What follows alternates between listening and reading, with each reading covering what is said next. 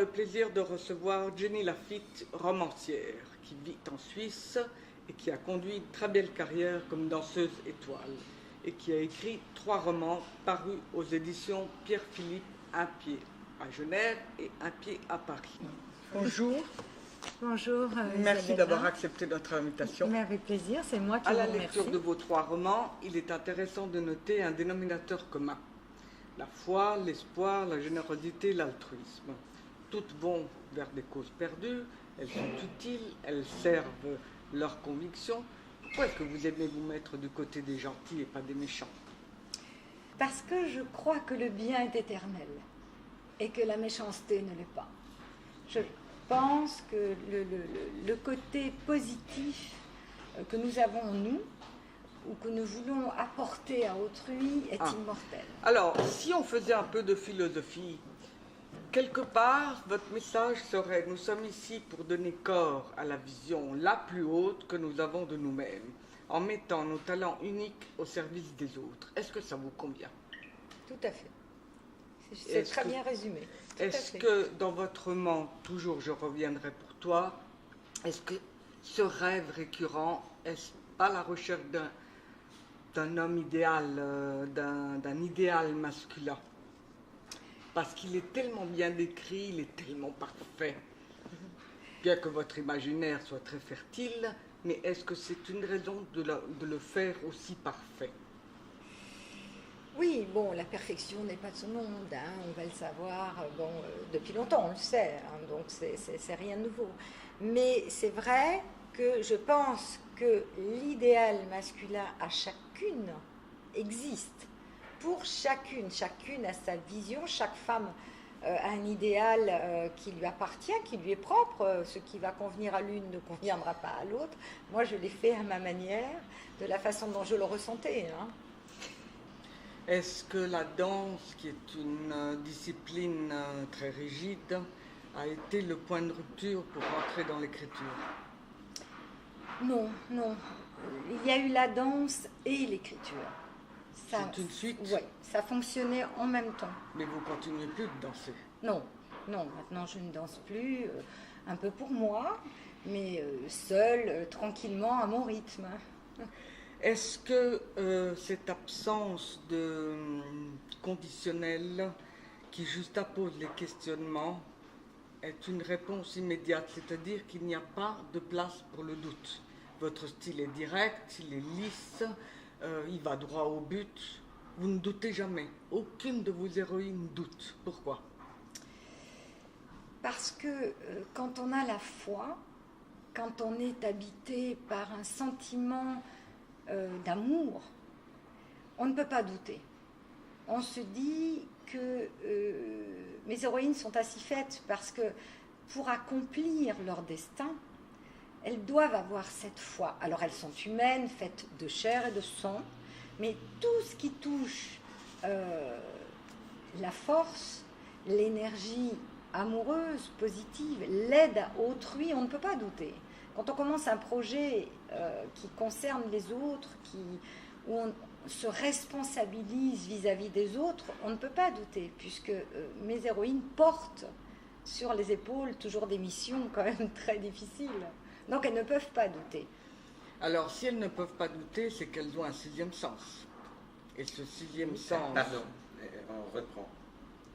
Le de la pensée invisible, les événements n'auraient-ils pas aucun mystère, puisqu'on les dévance? Toutes vos héroïnes dévancent le problème, la problématique, pour aller contrer le mal. Oui. Donc, où est la part de mystère? Alors, la part de mystère, elles l'ont parce que justement, on ne peut pas expliquer comment et pourquoi elles ont ce 6e sens. Toutes mes héroïnes sont intuitives, mais nous le sommes tous. Et peu de gens écoutent ce 6e sens. Peu de gens sont à l'écoute de ça. Combien de fois avons-nous dit « Oh, ça, je ne devrais pas le faire ». Et on le fait quand même. Ou dire « Ah, je prends ce poste, il est fantastique, il est pour moi », mais finalement, nous ne le ferons pas. Ou on ne le fait pas du tout. Ou on ne le fait pas du tout. Donc, elles ont ce 6e sens avec lequel elles avancent, elles travaillent, elles évoluent parce qu'il y a toujours une évolution, hein, du début à la fin. Il y a la part de mystère, justement, en se disant, mais qu'est-ce qu'il va se passer à la fin, comment ça va finir? Donc il y a quand même cette part de mystère. Ça, c'est dans la narration, c'est vrai. Mais ce qui est plus important, c'est à travers vos héroïnes, c'est-à-dire à l'intérieur de leur être profond. Elles ne doutent pas. C'est ça que je trouve très intéressant dans chacun de vos livres. Parce que si on a la foi, c'est qu'on a douté. Sans le doute, il n'y a pas de foi. Oh, là, on part sur un terrain Mais philosophique. ça, je trouve fabuleux parce que vous laissez vos lecteurs sur leur faim. Alors, on veut toujours savoir à la fin, bon, est-ce qu'elle va s'en sortir? Et à la limite, nous devenons aussi croyants parce que nous sommes persuadés que dans les livres, enfin dans les histoires, dans les narrations de vos 3 livres, elles vont y arriver parce qu'elles ont la foi. Donc, vous essayez de nous convaincre, nous les lecteurs, finalement, d'avoir cette foi par rapport à leur intuition à elles. Et je vous la souhaite. Voilà. Et je vous la souhaite. Alors, en fait, ces 3 héroïnes, puisqu'on en parle, qu'est-ce qu'elles laissent comme message?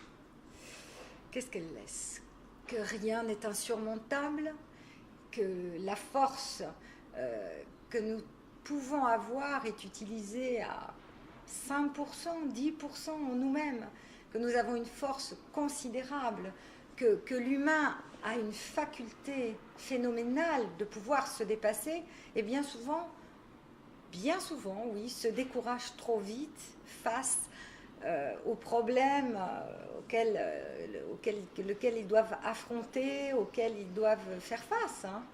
Donc rien n'est insurmontable. Mes héroïnes font des choses extraordinaires parce que c'est une preuve absolue, malgré tout, que la vie nous envoie des épreuves, mais que nous pouvons les dépasser. Justement, pour en revenir à Je reviendrai pour toi, c'est intéressant le thème de la régénérescence. Est-ce que vous pouvez m'en dire davantage? La régénérescence. Je m'explique. L'héroïne s'appelle Lucille, c'est une grande chirurgienne, elle est très rationnelle, donc elle ne pense pas du tout pouvoir arriver à un stade dans lequel elle va rentrer subitement pour cause d'un rêve qui est réminiscent, récurrent. Comment ça se passe pour une femme qui est rationnelle, qui veut absolument comprendre son rêve? Pourquoi est-ce qu'elle passe par l'hypnose au lieu de se dire « Oh, c'est un rêve, je m'arrête là ». Donc, elle a besoin de faire une régénérescence et de se référer à Pierre pour qu'il puisse lui faire une auto-hypnose. Comment est-ce que tout cela a été introduit dans son esprit en étant rationnel? Alors effectivement, Lucille est très rationnelle, très concrète. C'est une femme qui est confrontée tous les jours à des opérations d'une difficulté phénoménale. Comme c'est une grande chirurgienne, elle a les plus grands malades qu'on puisse trouver. Donc effectivement, il faut qu'elle soit rationnelle. Mais ce rêve récurrent qui revient sans cesse l'empêche de vivre normalement. Elle ne dort plus, elle ne mange plus, elle ne sort plus. Donc ces opérations où la main ne doit pas bouger, où c'est vraiment là où un travail d'orfèvre, ben, elle ne peut plus. Donc elle va se tourner vers Pierre parce qu'elle n'a pas le choix. Mais elle n'est toujours pas convaincue, et pendant un bon moment, qu'elle est dans une histoire vraie. Pour elle, c'est un rêve, cet homme l'appelle chaque nuit, il l'enquiquine, il l'embarrasse, mais elle est confrontée à la solution. Elle doit trouver une solution pour vivre à nouveau parmi les vivants. Mais vivre à nouveau parmi les vivants, mais c'est aussi un retour vers le passé. Ah oui. Puisque toute l'aventure se passe de Carcassonne jusqu'au 19e siècle. Donc, pourquoi 3 personnages? Il y a d'abord Simon, Joachim et Ali. C'est bon? Donc, nous sommes dans un siècle, nous sommes partis de Carcassonne au Moyen-Âge et nous étions au 19e siècle. Pourquoi est-ce que vous ne l'avez pas écrit au 20e siècle? Alors, elle démarre, c'est vrai, au 21e, mais oui, c'est vrai que le 20e ne m'inspirait pas. Honnêtement, Isabella, je ne trouve pas que ce soit un siècle... c'est un siècle riche en changements, mais pas trop positif malgré tout. Quand on fait la synthèse aujourd'hui de ce 20e siècle... Est-ce qu'on peut retourner, lorsque je vous ai posé la question, pouvez-vous développer le thème de la régénérescence, puisque nous sommes en plein dedans, puisqu'elle est dans cette auto-hypnose et qu'elle est confrontée à cette hypnose, comment gère-t-elle ça? Qu'est-ce que c'est la régénérescence? En fait, elle a besoin donc de retourner dans le passé. Et il est vrai qu'il y a peu de moyens, Isabella, concret, il y a peu de moyens, concrètement. Bon, les Américains ont fait énormément d'études pour travailler sur les vies antérieures, tout ce qui peut nous ramener au passé. Mais ce chercheur qui a étudié donc... Le fonctionnement. Voilà, par l'hypnose et avec la machine qu'il a créée. À la fin du livre, j'ai été frappée par la phrase « Alexis ne vous quitte pas » et vous lui avez laissé un brin de connaissance sur l'éternité. Qu'est-ce que ça veut dire? Que c'était un amour inconditionnel, que c'était vraiment ce qu'on appelle le grand amour. Quoi qu'il advienne, quelle que soit l'épreuve, il est resté là, il est resté avec elle, pour elle. Il était l'homme d'une seule femme, du début à la fin, comme elle est la femme d'un seul homme.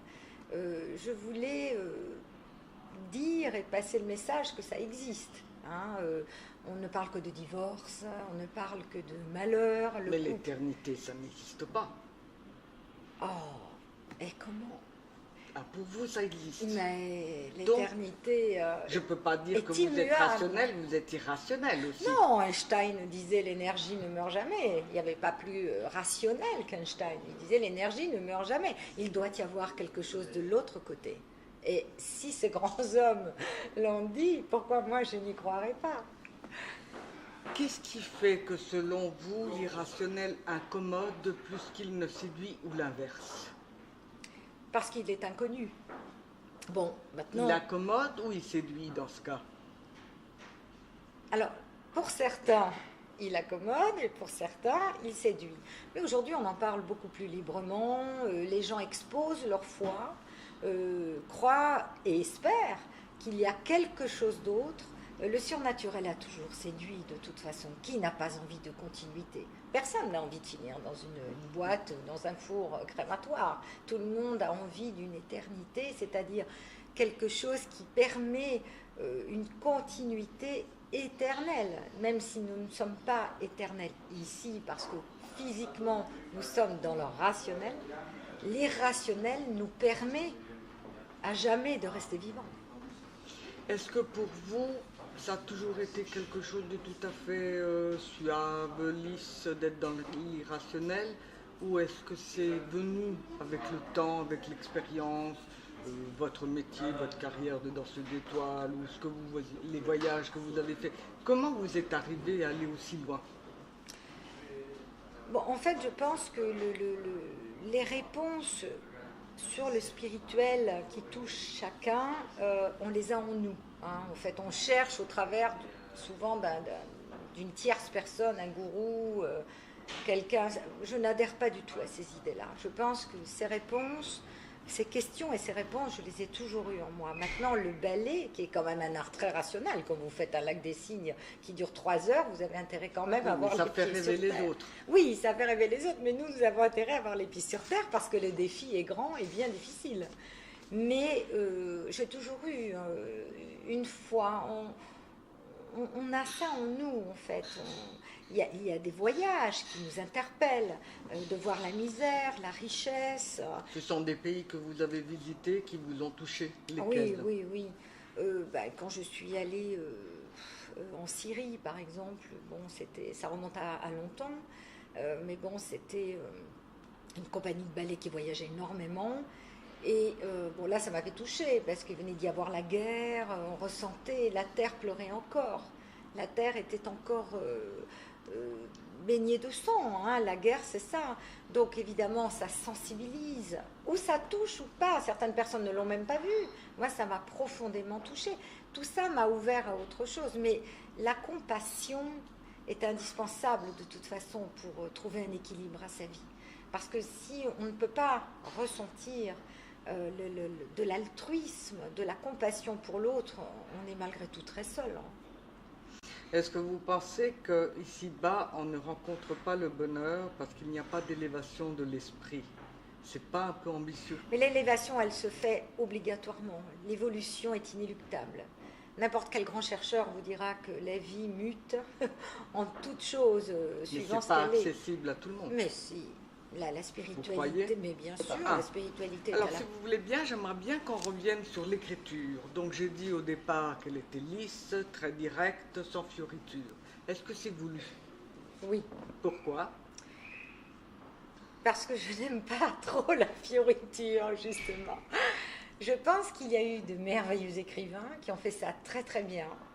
Et je n'ai pas la prétention, moi, de rentrer dans ce style d'écriture qui est très très difficile de toute façon, qui ne me correspondrait pas déjà. Et puis ma nature est directe, donc en fait j'écris, l'auteur ressemble quand même à son ressemble à l'auteur. Donc je suis assez directe. Mais il y a quand même une évolution entre Alaïs la délivreuse, Alaïs l'immortelle et Je reviendrai pour toi. Comment s'est passée cette évolution? Parce que Ça, c'est Anaïs, volontaire. c'est une écriture très directe, oui, mais moderne. Voilà, on va dire, c'est ce que moi je vois comme étant contemporain. C'est une écriture que je dirais contemporaine. Lucile, c'est un récit. Et il fallait expliquer une histoire très clairement, mais avec un peu plus rentrer dans des explications. Quand on commence à rentrer dans des explications, on a besoin de davantage de mots. C'est moins épuré, l'écriture est moins épurée qu'Alaïs. Alaïs, c'est vraiment épuré, hein. On va droit au but. Il n'y a pas de réflexion possible. C'est oui ou non. Tandis que Lucile, on rentre dans des explications. Alors, revient dans le passé, il y a des descriptions, c'est médiéval, c'est les Antilles, il y a beaucoup de choses. Donc, il a fallu quand même que je sois beaucoup plus, on va dire, explicative dans mon Et écriture. comment Alaïs est devenue une héroïne? Pourquoi ce nom? Pourquoi ce pays? En fait, Alaïs, c'est très particulier parce que ce prénom, je l'ai rêvé, en fait. Je l'ai rêvé, ce prénom. Et je me suis dit, je connais personne qui s'appelle Alaïs. Qu'est-ce que je trouve ça joli? Qu'est-ce que je trouve ça joli? Donc, j'ai cherché sur le net à savoir d'où provenait l'origine de ce prénom. Et en fait, Alaïs était la grande amie de Guenièvre. Guenièvre, bon, tout le monde connaît, le roi Arthur, Guenièvre, l'épouse Lancelot du lac, etc. Et donc, c'est un nom, un prénom médiéval, mais qui était très peu utilisé. Et donc, j'ai pris beaucoup de plaisir à rajouter un S, parce qu'en fait, ça s'écrit avec un seul S, et moi, j'en ai mis 2. Et le pays? D'où elle vient? C'est imaginaire, il n'existe pas. Alors, lequel? Celui de terrestre ou l'immortel, celui... au Moyen-Orient. Ah, les Arbasim, Oui. Arbazaïm. Alors, ce pays, je l'ai vraiment inventé. Ça sonne très bien. Voilà, Arbazaïm, je l'ai inventé. C'est une civilisation entre le Liban et la Syrie qui aurait existé durant 500 ans, très évoluée. Au niveau de la médecine, au niveau de la façon de vivre. Les autres étaient encore avec des peaux de bêtes, que cette civilisation était déjà très en avance. Donc j'ai inventé les Arbasim et j'ai adoré ça parce que mes lecteurs ont été chercher Arbazaïm donc sur le net ainsi que les gens qui étaient les Arbasim. Mais c'est tout à votre honneur parce que ça nous fait voyager à nous aussi. Parlez de l'écriture. Alors, quand je vous ai demandé est-ce que c'est voulu, est-ce que vous voulez qu'il soit populaire pour que tous et chacun puisse lire vos livres, que ça soit accessible pas seulement à une certaine élite, mais à une population qui lit. Oui, oui. Est-ce que c'est voulu donc? Oui, oui. Parce que tout à vous fait. auriez pu faire beaucoup plus élaboré, avoir une écriture plus recherchée. Vous auriez pu le faire. Il y a même vous en êtes certains consciente. mots. Il y a même certains mots que volontairement j'ai simplifiés parce que parfois quand on parle on utilise des mots un peu plus compliqués, c'est une question de culture. Hein, donc j'ai même simplifié certains mots pour qu'ils soient à la portée de tous. Par exemple, vous en avez un en tête?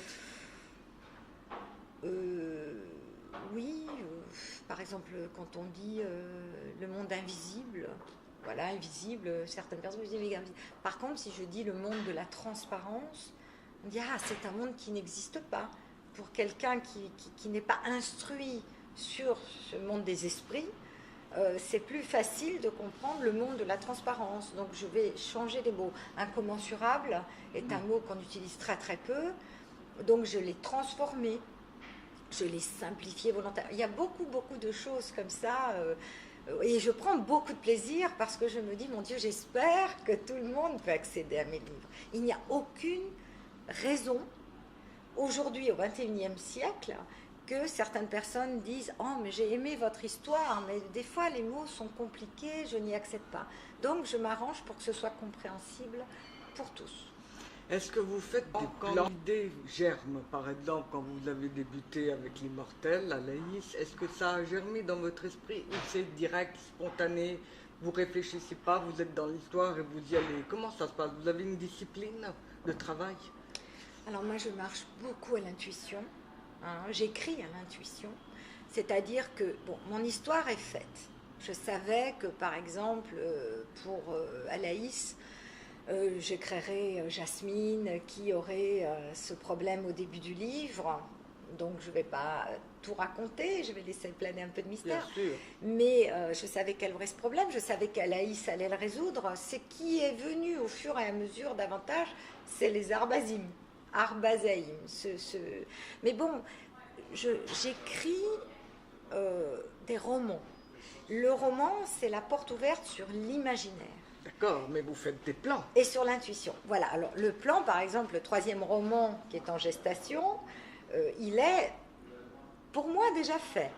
Voilà, j'ai déjà l'histoire, voilà. Tout est au clair, l'histoire est faite, c'est dans ma tête, j'ai écrit déjà un résumé. Le résumé pourrait être en fait le livre en entier, parce que ça me vient spontanément et j'aime créer des personnages. Mais par exemple, quand vous écrivez un premier chapitre, je ne sais pas, la naissance d'une héroïne, et ensuite vous vous dites, ah, j'ai pas préparé son adolescence. Vous la préparez après ou c'est déjà établi? Non, je vais le faire après. Après. Je vais la laisser venir, en fait. En fait, je laisse venir à moi chaque jour des nouveautés. Et la fin, vous l'avez jamais. Elle vient. Si. Mais la fin, je la connais toujours. Je la connais à l'avance. Vous ne préparez pas des surprises dans l'écriture? Si. Oui, mais si vous connaissez déjà la fin, quand on écrit, on se base sur la fin pour écrire à l'avant. Vous ne faites pas ça? Non. Ah, chez vous, ça découle comme un fleuve tranquille. Tout à fait. On pourrait dire que je prends mon stylo et puis il court sur le papier. Et d'ailleurs, je fais rarement plusieurs G. J'ai une amie qui écrit, elle me dit, mais enfin, tu fais un G, c'est écrit. Moi, il faut que j'essaye 10 fois avant que j'arrive à dire ce que je voulais. Je dis, mais c'est justement l'inverse. Si je touche ce premier G, ce second G, à la limite, mais je pense qu'avec l'évolution de l'écriture de Alaïs, ça je reviendrai pour toi, vous vous sentez beaucoup plus à l'aise maintenant. Oui. On le évolue fameux avec jet son qui crayon. n'est pas un jet, mais votre écriture, vous avez trouvé votre style. Oui. Vous êtes à l'aise. Oui, tout à fait. Vous pensez que vous allez changer de style ou vous garderez celui-là?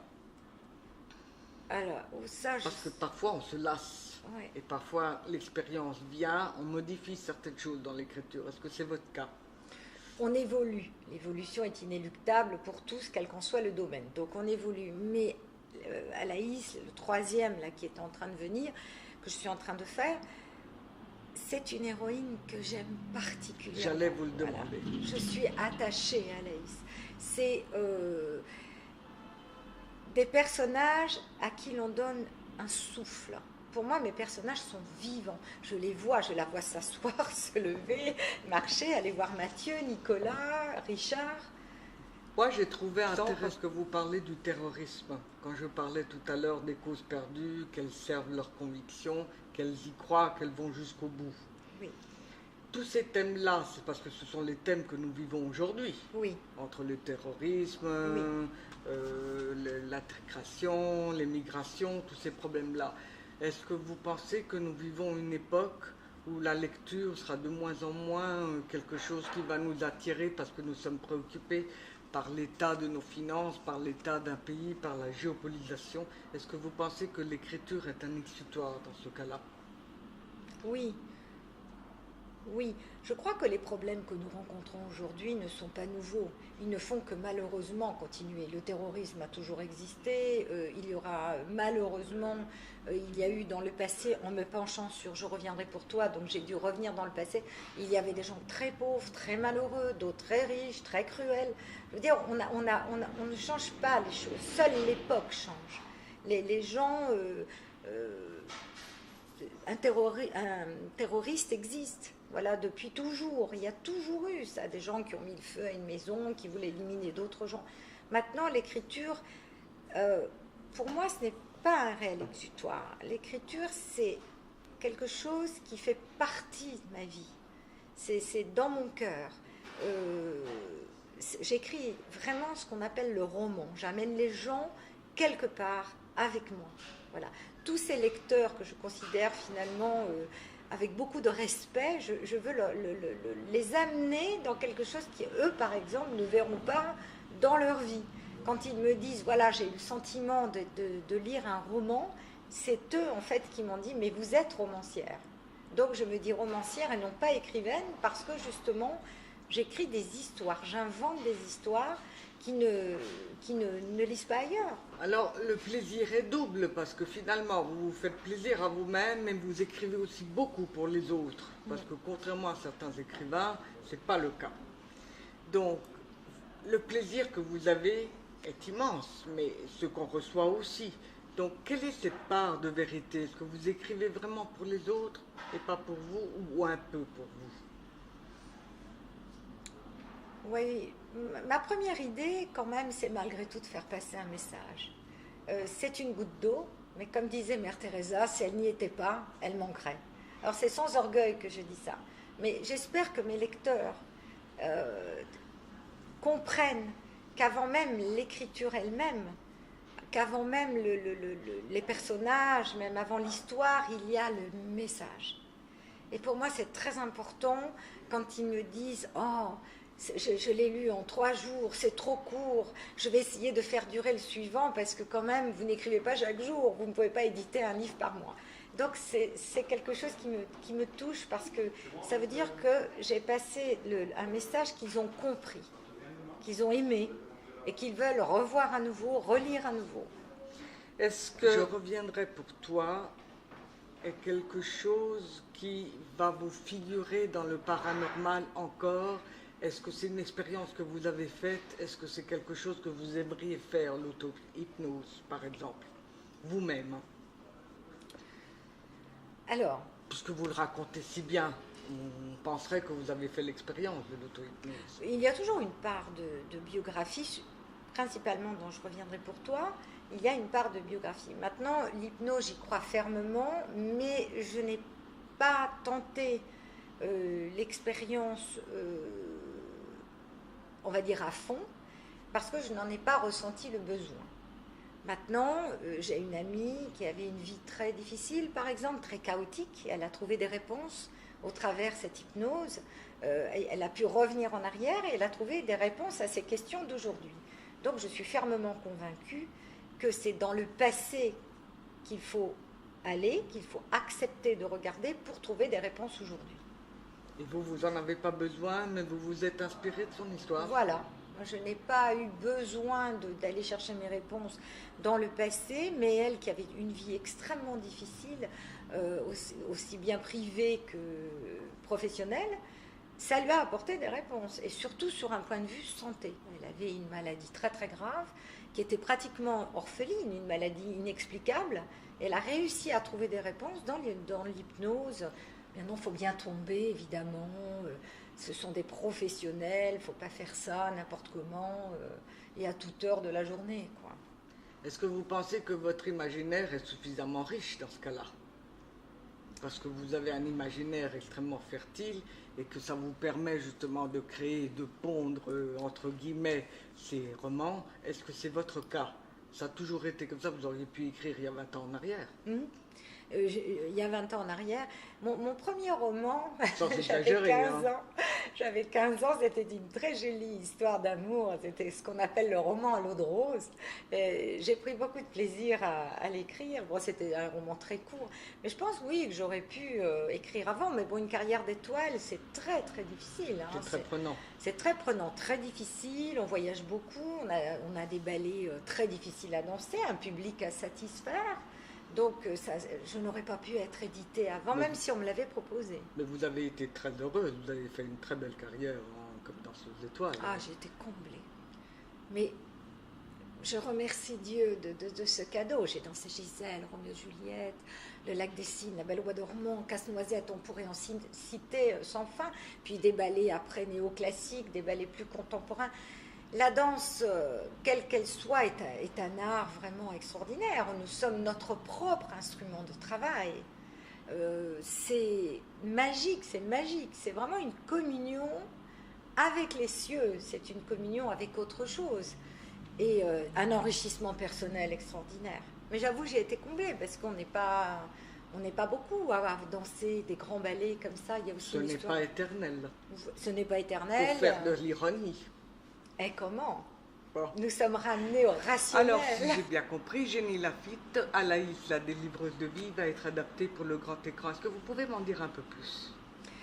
Alors, on va y aller sur la pointe des pieds par souci de confidentialité, mais effectivement, c'est une grosse production, ce sera un grand film.